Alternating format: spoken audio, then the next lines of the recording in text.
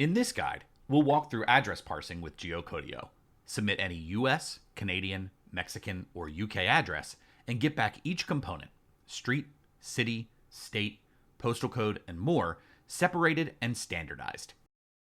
Address parsing takes a full address string and breaks it into its individual components.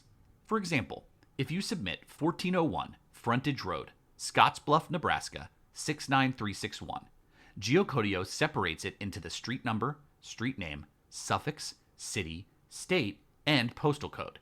This is especially helpful when you're working with data from multiple sources or user-inputted addresses that aren't consistently formatted.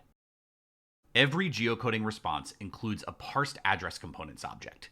You'll get the house number, pre-directional if applicable, street name, suffix, the formatted street, city, county, state, postal code, and country. The formatted street combines directionals, street name, and suffix into a clean string.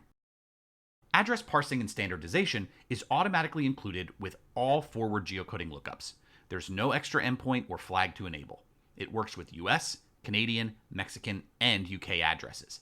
If you need full address verification, Geocodio also supports the USPS zip+4 data append for US addresses. Here's a quick example using curl. Send a GET request to the geocode endpoint with your address as a query parameter.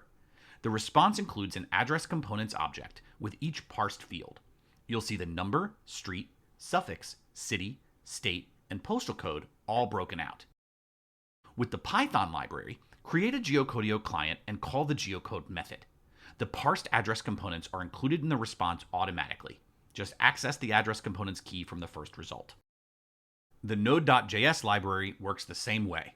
Initialize the client, call geocode with your address, and access the address components property from the response.